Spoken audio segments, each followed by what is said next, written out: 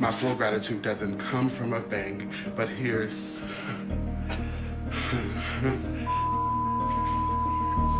dollars just to say thanks.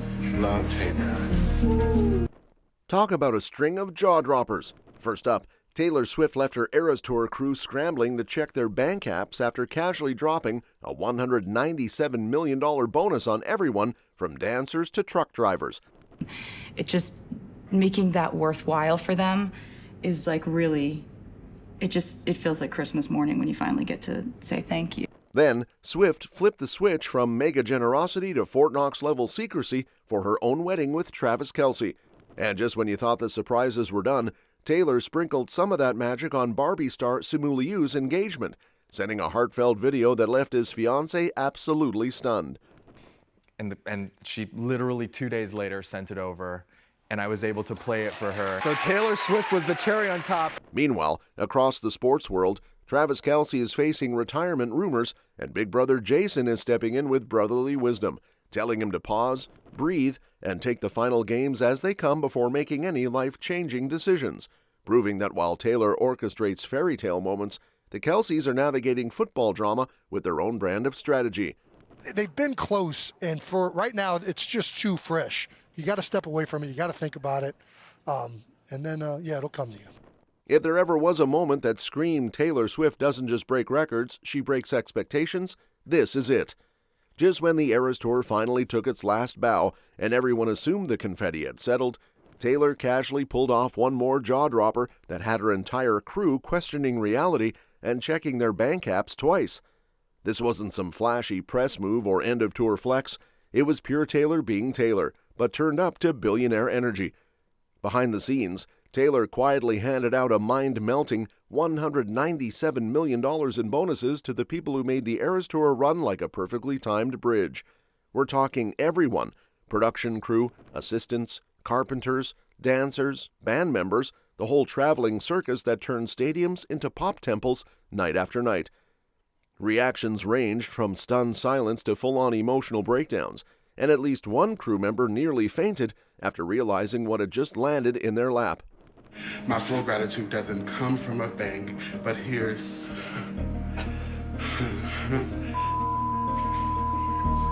dollars just to say thanks.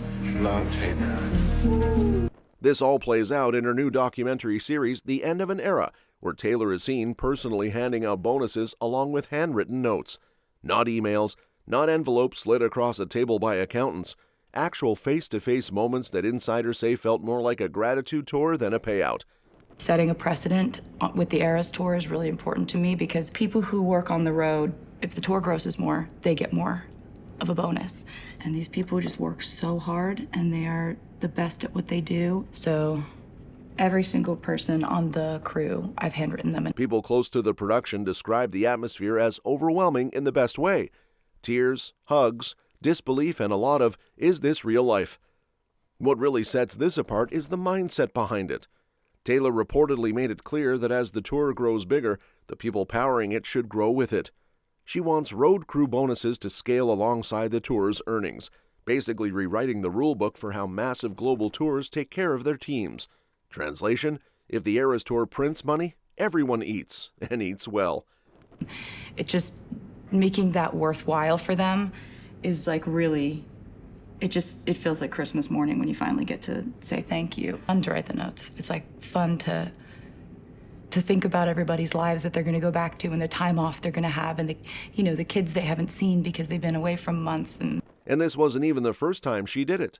Earlier in the tour, after the North American leg wrapped, Taylor had already dropped over $55 million in bonuses, including those now legendary six-figure payouts to each truck driver. At this point, Swifties aren't shocked. They're just waiting to see what number she breaks next. Taylor's post-show rituals aren't about after-parties or champagne towers. They're about gratitude, grounding, and making sure the people behind the magic know they mattered. And while her Eras Tour crew was still riding the high of jaw-dropping bonuses, Taylor has flipped the switch from generosity to ultra-privacy mode for her wedding plans with Travis. First up, even her ride-or-die BFF Selena Gomez is apparently being kept in the dark about the juicy details, with sources hinting that not even casual hints are slipping through. Taylor has reportedly locked down the location, guest list and final arrangements so tightly that only she, Travis, and her parents are fully in the know. Everyone else is getting little more than cryptic breadcrumbs, vague hints, or scattered pieces of information that keep the mystery alive and everyone guessing about what might actually unfold. And so, while the wedding is shaping up to be intimate and highly controlled, the venues involved are reportedly under NDAs tighter than Fort Knox, with backup plans on standby if anyone accidentally spills even a tiny detail. Insiders are calling it a top-secret project, and honestly, that's classic Taylor, turning a personal milestone into something that feels practically cinematic, like it's straight out of a movie script. At the same time, Selena isn't completely sidelined. She's actively helping Taylor with pre-wedding festivities, including bachelorette party planning, sprinkling in tips and advice from her own recent wedding experience with Benny Blanco, making sure everything runs smoothly while still keeping the mystery alive and the suspense building for everyone involved. And then, as if to keep everyone guessing, the bridal squad is reportedly tossing around dreamy locations from New York and Nashville to Italy and the Bahamas, swapping messages, calls, and endless group chats to keep everything coordinated while staying completely under the radar. Swift reportedly wants every guest to receive the same info at the exact same time. No leaks, no sneaky Instagram stories, no accidental spoilers. Just one perfectly timed, flawless reveal that keeps the excitement high and the suspense deliciously intact for everyone lucky enough to be invited. Taylor's approach has the ultimate blend of precision and personal touch. She's managing logistics like a CEO while making sure her inner circle feels included without spilling the beans. While she's busy orchestrating her own ultra-secret wedding with Travis, Taylor apparently has a side hobby, turning other people's love stories into deluxe, platinum-level events that feel straight out of a rom-com. Case in point, Barbie star Simu Liu and his fiancée Allison Sue. Sources say Simu, being the romantic hero he is, popped the question in Paris earlier this year, and knowing Allison's full-on can't-miss-a-Taylor song Swiftie-level obsession, he figured one thing. If Taylor can hand out millions and make hearts melt across the globe, there's no reason she can't sprinkle a little of that same magic dust on our engagement too. Simu slid into Taylor's orbit through her publicist. None of that random middle-of-the-night DM drama. More like, hey, can we borrow a pinch of your magic for literally 2 seconds? I was like, well, if there's one person that would make this engagement so special, I reached out to Taylor through her publicist and I said, hey, is there any way that I could convince you to make like a 2-second video just to say, just to say congrats? Just a couple of days later, Taylor whipped up a short, perfectly sweet video congratulating the couple, and sources say when Allison saw it, she basically nearly short-circuited from sheer excitement. And she literally 2 days later sent it over, and I was able to play it for her. So Taylor Swift was the cherry on top, and I was like, wow, I should plan things more often. The shock factor was reportedly so intense, you can almost imagine smoke curling out of her ears, at least according to insiders. This wasn't just a casual celeb shout-out. It was Taylor at her fully human, fully emotional, emoji-level best self, transforming a regular engagement reveal into a mini cinematic event that could make rom-com directors weep quietly into their cappuccinos. Taylor's involvement went beyond the video itself. She understood the context, the backstory, and even how her music had been a soundtrack to the couple's early moments. From early dates to heartfelt chats, her songs had been playing in the background of their budding romance, so her congrats wasn't just lip service, it was practically a narrative bookmark, tying her own artistry to a very real, very human love story. And Taylor Swift's songs and her music, that was a big part of even the beginning of our relationship, was getting to know her through those songs and why they meant so much to her. Simu reportedly felt like he was calling in a favor from an old friend, and Taylor apparently treated it that way. Warm, personal, and utterly thoughtful. Allison's reaction? A full-on emotional meltdown, tears, gasps, and probably a little hyperventilation. Basically every rom-com scene rolled into one. And while the world watches Taylor run her multi-billion-dollar empire and guard her own wedding like Fort Knox, she's quietly sprinkling this same energy into other people's milestones, proving that Swiftie magic isn't just a fan club fantasy, it's a full-on lifestyle. It shouldn't come as a shock that life in the Kelce household is juggling its own brand of drama and strategy. While Swiftie magic was making engagement dreams go full cinematic, back in football land, Travis Kelce's season with the Chiefs hit the kind of turbulence that would make even the calmest fans clutch their foam fingers.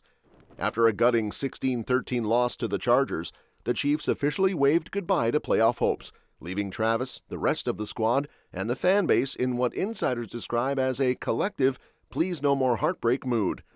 With his 2-year extension nearing its end, Travis suddenly found himself starring in the NFL version of a suspense thriller, To Retire or Not to Retire.